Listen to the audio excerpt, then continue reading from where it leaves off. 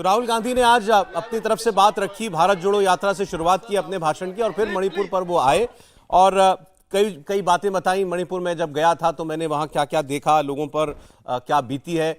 लेकिन बाद में उसके बाद जो उन्होंने कुछ एक बातें कही हैं, शायद स्मृति ईरानी जी का जो आप इतना तीखा तेवर देख रहे थे उसकी वजह भी ये थी कि राहुल गांधी ने कहा कि मणिपुर में भारत माता की हत्या की गई है और इल्जाम सरकार के ऊपर लगाया कि इन लोगों ने मणिपुर में मेरी मां की, एक मां मेरी यहां बैठी है, एक भारत मां है मेरी दूसरी मां, उनकी हत्या की गई है मणिपुर के अंदर।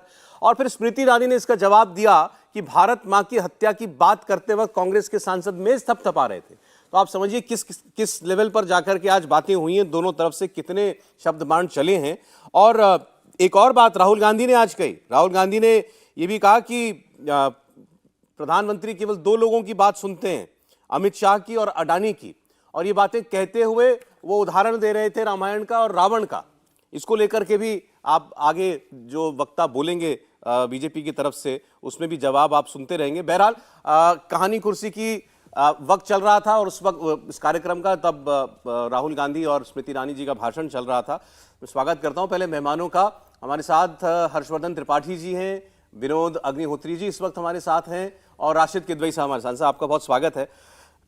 हर्षवर्धन जी, पहले जवाब, राहुल गांधी जी का भाषण वो कैसा लगा आपको और स्मृति जी का जवाब?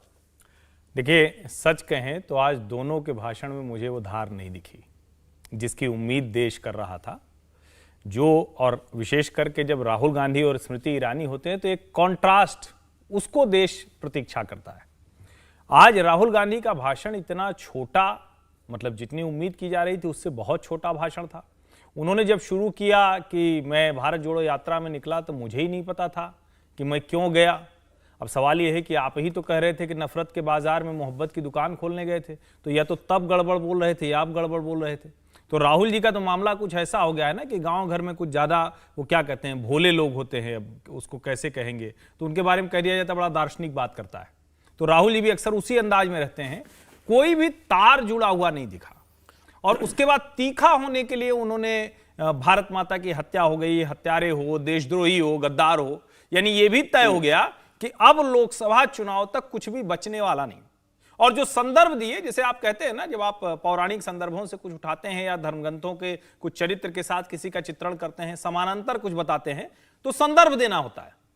रावण की बात मेघनाद और कुंभकर्ण सुनते थे और नरेंद्र मोदी की बात अमित शाह और अडानी सुनते हैं, तो कुंभकर्ण तो सोया ही रहता था। मेघनाद तो उनके परिवार का ही था। यहां तो कोई नरेंद्र मोदी के परिवार का नहीं और कोई नरेंद्र मोदी की लंका नहीं जिसके लिए किसी राम की आवश्यकता हो। लोकतंत्र में जब आप ऐसे चित्रण करते हैं तो आपको कुछ संदर्भ देना होता है, जनता के मन में चिपके, नहीं तो हास्य का विषय बनते हैं। और स्मृति ईरानी ने जब शुरू किया तो बहुत शानदार तरीके से उन्होंने कहा, जवाब बड़ा अच्छा शुरू किया। लेकिन बाद में मुझे लगता है कि उनके मन में भी आज इच्छा थी कि कुछ भी बचना नहीं चाहिए। राहुल गांधी की बात हम बोल रहे हैं तो कुछ बचना नहीं चाहिए। पता नहीं क्या क्या सारे जितने संदर्भ याद आए, आपातकाल से लेके सिख नरसंहार से लेके कश्मीर से लेके, शायद वो भी रहा होगा कि हमसे कुछ छूट गया, देश बड़ी उम्मीद कर रहा है, राहुल जी के सामने सब बोलना है। तो ये था कि आज धो डालना है, लेकिन जितना कुछ हो सब आज गुबार निकाल दो। लेकिन धोने में ये होना तो चाहिए ना कि कहां धो रहे हैं, क्योंकि आप अगर कोई चीज कर रहे हैं और उसका इंपैक्ट उस तरह से नहीं। शुरुआती बहुत अच्छा था, उन्होंने कहा कि भारत माता की हत्या पर ताली बजा रहे थे कि हत्या हो गई और ताली बजा रहे, बहुत अच्छा था। लेकिन उसके बाद वो मुझे लगा कि जैसे डिरेल सी होती गई, वो जाने क्या क्या बोलती चली गई। अब आगे के वक्ता आएंगे तो शायद थोड़ा समझ में आएगा कि यह अविश्वास। राहुल गांधी का भाषण आपको छोटा लगा? छोटा लगा, दिशाहीन लगा। और जो संदर्भ एक तरह से कहते हैं जो पैरेलल खींचे गए, उनमें कोई तुलना नहीं थी, कोई संदर्भ नहीं। एक बार जरा रेफरेंस पॉइंट पर जाते रहना चाहिए। तो इस पूरी चर्चा का रेफरेंस पॉइंट क्या मणिपुर है? मणिपुर पर राहुल गांधी जो कुछ भी बोले और जितना बोले, आपको लगा कि उचित था और या उससे ज्यादा कुछ कह सकते थे, कहना चाहिए था? के पास मणिपुर पर बोलने के लिए मुझे लगता है इस लोकसभा में सबसे ज्यादा उनके पास था। मतलब मणिपुर के नेताओं को छोड़ करके अगर किसी के पास सबसे ज्यादा विपक्ष की तरफ से बोलने का है तो राहुल गांधी के पास था। क्योंकि इस संकट के बाद जो मणिपुर में अभी संकट है, राहुल गांधी ही अकेले ऐसे बड़े नेता हैं। एक तो गृह मंत्री जी गए वहाँ 3 दिन रहे, दूसरे राहुल गांधी गए और वहाँ 2 दिन उन्होंने रहे। तो राहुल गांधी अगर आज अपने भाषण को थोड़ा और तैयारी के साथ और फैक्ट्स एंड फिगर्स के साथ रखते कि भाई मणिपुर को 2 दिन गए, उन 2 दिनों में उन्होंने क्या क्या देखा, कैसे वहाँ स्टेट मशीनरी का फेलियर हुआ, कैसे जातीय तनाव बढ़ा और जो इस जातीय संघर्ष में बदल गया, किस तरह वहाँ पुलिस प्रशासन फेल हुई, सुरक्षा बल फेल हुए, क्या क्या तमाम एजेंसियों की भूमिका रही, संगठनों की भूमिका रही जो जातीय संगठन है, इस पर वो बोलते और कैसे मुख्यमंत्री, उनका प्रशासन सारा जो है असफल हुआ, विफल हुआ। अगर उस पर वो फोकस करते और कुछ पुराने संदर्भ भी देते कि कैसे कांग्रेस टाइम में अपनी सरकार को बर्खास्त किया गया था जब अशांति हुई थी, या अटल जी के समय कैसे अपील की गई थी, इसका असर पड़ा था, अगर प्रधानमंत्री जी को घेरना चाह रहे थे तो ज़्यादा बेहतर और बोल सकते थे। एक तो उन्होंने भारत जोड़ो यात्रा से शुरू किया और इतना ज़्यादा भारत जोड़ो यात्रा बोलते चले गए, मुझे भी कई बार लगा जब मैं यूट्यूब पे देख रहा था कि मैं पुराना तो नहीं देख रहा हूँ, जब एक बार भारत जोड़ो यात्रा के बाद जब हाउस में आए थे और वो बोले थे भारत जोड़ो यात्रा करके तो वो पहली बार तो आ नहीं रहे इस पर बोल चुके हैं वो भारत जोड़ो यात्रा पर, इसीलिए मुझे लगा कि मैं पुराना तो नहीं देख रहा हूँ क्योंकि वही सारे संदर्भ थे।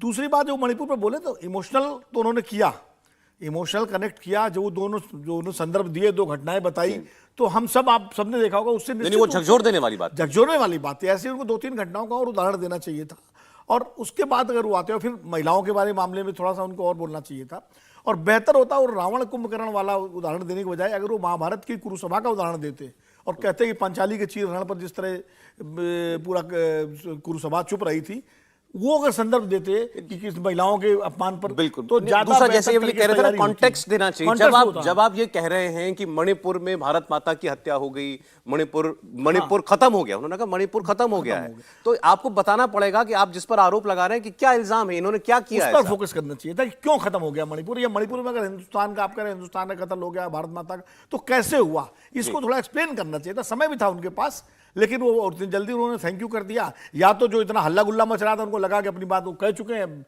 और या शायद वो तो सब नॉर्मल हो गया। देखिए मुझे एक और हल्ला गुल्ला तो उनको जाना भी था शायद, चूंकि राजस्थान में आज हो सकता है। लेकिन सर आज का मौका जल्दबाजी का तो नहीं था। नहीं, वो बात सही है, लेकिन वो तो रैली प्लान कर दी उन्होंने, उनकी फ्लाइट का टाइम होगा, जो भी हो, मैं तो वो खाली बता रहा हूँ, कोई एक्सक्यूज नहीं है, उनको थोड़ा पहले बोलते अगर यही था।